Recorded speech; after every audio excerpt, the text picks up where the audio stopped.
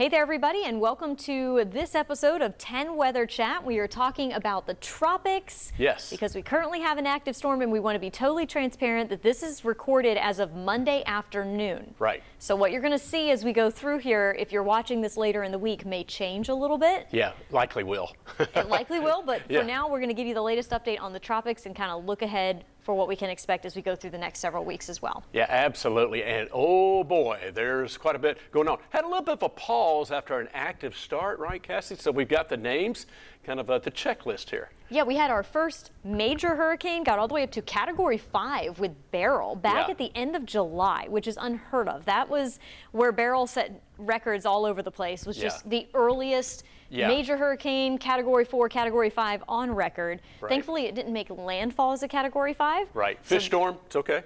So that's okay. Then it moved into Texas, and it ended up bringing a lot of rain, but it was weaker when it did that. Absolutely. Chris, most folks may not have even known that Chris happened. It just kind of developed, went right into Mexico. Yeah. So that wasn't very exciting. And then Debby is our most recent storm that we're still currently talking about. It maxed out with winds of 80 miles per hour and made landfall Monday morning in Steinhatchee, Florida. That's in the Big Bend region. Steinhatchee, big fishing area as well. I've got family that did a lot of fishing down there, even lived down there, so I'm familiar with that. Yeah. So the big story with Debby so far has been all about the water, the storm surge at the coast, and then the rain as you moved inland. Look at that. Wow, that is amazing. And this is 48 hours worth. So there was some on the beginning, and there's going to be more after this. But down near Sarasota, over 1.5 feet of rain in 48 hours. Those roads down there look like rivers. Yeah. At this point, they set a new all-time daily August rainfall record on Sunday.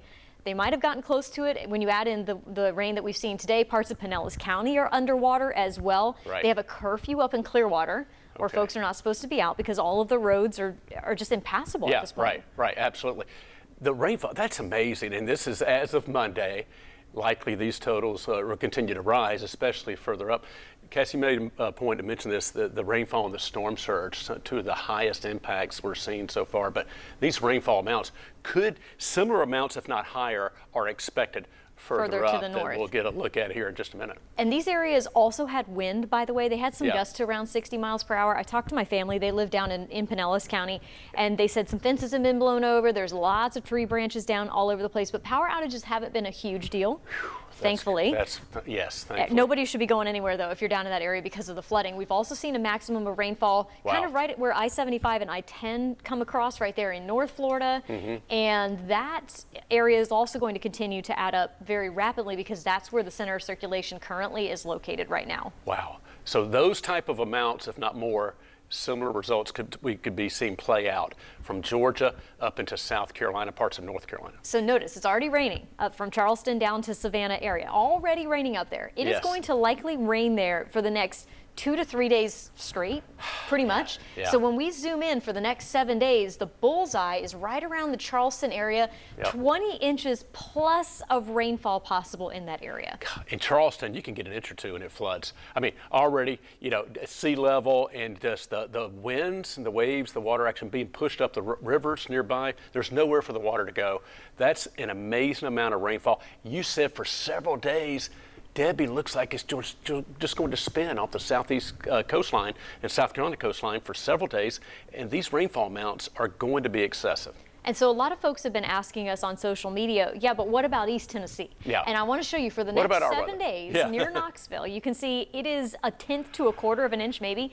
As of now, Monday afternoon while we're talking to you here, it looks like Debby may meander back inland just a little bit, far enough to push some moisture maybe into our mountainous areas. So our mountains may see some rain, maybe upper East Tennessee. The odds of that moisture getting into the valley or to the Cumberland Plateau are very low right now. But of course, we'll have to see what Debby does. Tropical systems are notoriously difficult to predict, but especially one like Debby.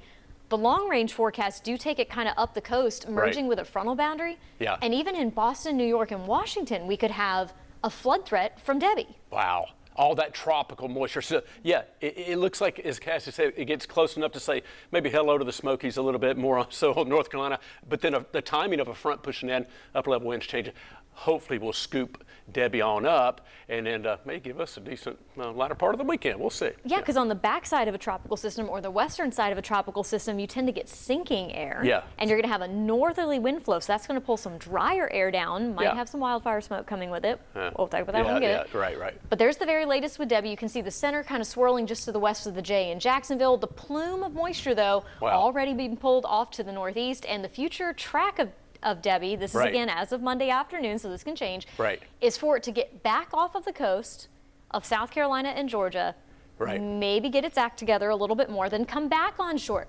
Remember, this cone represents where the center of circulation could go. So if the center could get all the way over into western North Carolina, which would bring us some rain. That's the variance, that amount of uncertainty, that you can see that coming back. And but that's amazing. So hopefully it comes back a little bit, but then scoots on off to the north, and then that's several days. That's Tuesday, Wednesday, Thursday, until finally Friday and Saturday it scoots on to the north. We'll be talking about Debby for a while longer. And then we have another tropical wave that we're watching out here just now coming through the Lesser Antilles out here into the Caribbean. Has a 30% chance of developing once it gets further into the Caribbean or maybe into the Southern Gulf.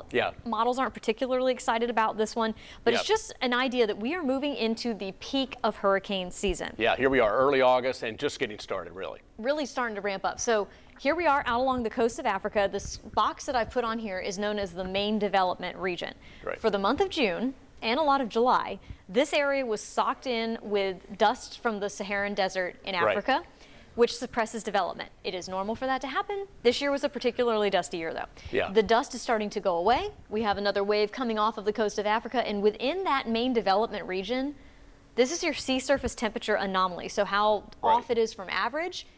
White is average. So we've got some yellows and even oranges indicating that these areas are running about 5 degrees or more above average, some of them near record warmth for this time of year. Wow. And you combine that, you made a point that is pretty typical about this time of year. Once you get past July into August and September, for the dust to start subsiding. It's pretty typical. Right about the time August and September, which we'll see in a moment, is normally your peak tropical activity. So some of the environmental ingredients that you need for a tropical system to develop are warm sea surface temperatures. That's what we've got here. Low wind shear. Hurricanes don't want any wind messing with it. They don't want the wind. They make the wind. They don't want the wind messing with them. And so you want low wind shear, which we also have in the main development region right now. And you need a lot of moisture. The moisture is lacking at the moment, but these waves coming off of the coast of Africa are going to help to add more moisture to the atmosphere here. And that's why we typically see things ramp up as we go through August and into September. September 10th is the climatological peak of hurricane season. Been that way for a while. It's just classic. It's just how things tend to just really ramp up. And it looks like this year will be no different, and especially with those very warm sea surface temperatures. So we're switching. We're here in East Tennessee. You know, we've had our heat, our rain, our flooding. Now we're switching hats. We get a little bit of a quieter hot week, but now we're looking at tropical activity ramping up. And we'll keep an eye on the tropics and, of course, bring you updates if any of them are going to be affecting the U.S. So Debby obviously doing that right now. Typically, as far as our climatology for where these storms develop as we progress throughout the season in June, closer to home. Watch this, folks. This is fascinating how it just kind of ramps up. Notice July, we start to see it a little bit farther into the Caribbean and out into the Atlantic. But by August, everywhere is in play. But notice that main development region. And by September, oh my goodness, that's where the majority of storms have formed during the month of September, where you see the oranges and the reds right there. There it is. I mean, that's just exactly. There's that merging classic. Now, just as this is where they impressive, formed, by the way. Where they form, just as impressive as it really ramps up. That notice on the scale here, which I really like that scale.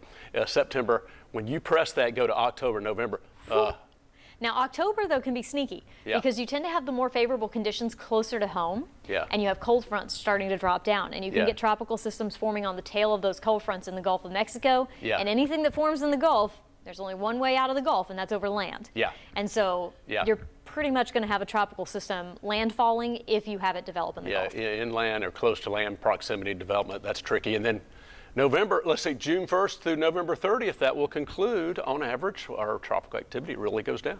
So we're going to continue to track the tropics. As we said, we currently have Debby, mostly going to just be drowning parts of Florida, Georgia, and both of the Carolinas, eventually moving up the mid-Atlantic and into the Northeast. might bring our mountains some rain, maybe our eastern counties by later this week. We'll have to see where Debby decides to go.